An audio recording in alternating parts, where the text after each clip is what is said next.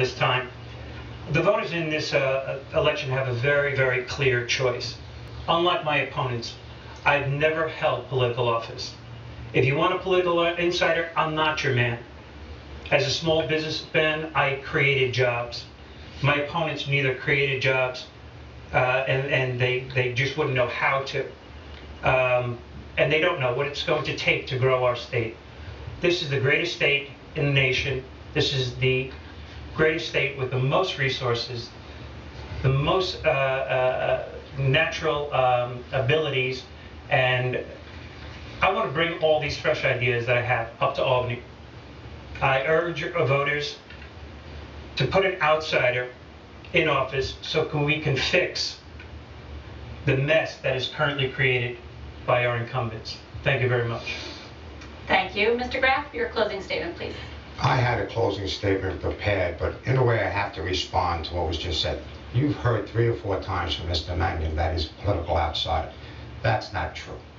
He has had in the past 3 politically appointed jobs.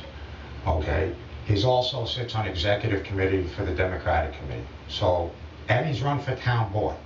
That's not true. And if you'll say anything to get in office, how can you be trusted to do the right thing once you're in office? As far as Ms. Fields, Ginny has tried to do a good job, however, she hasn't got the job done. People are screaming for change, people are screaming for something different.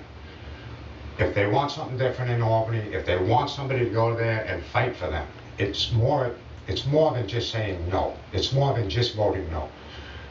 I'm looking to work with people that I know that are from the upstate area and start to form a coalition with the upstate representatives so that we can take back some of the influence that New York City has over our state budget and the money that's going to our community.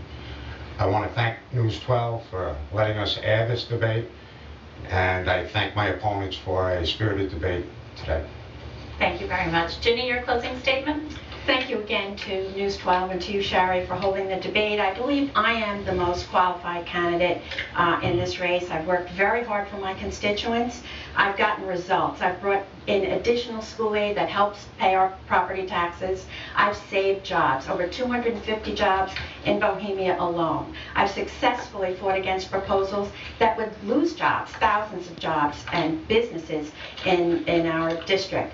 And I have worked successfully to vote against things that will hurt our economy and hurt Long Island.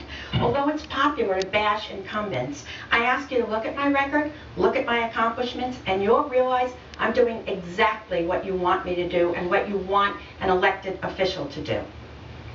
If you vote for either one of my opponents, they'll have a tremendous, enormous learning curve in Albany.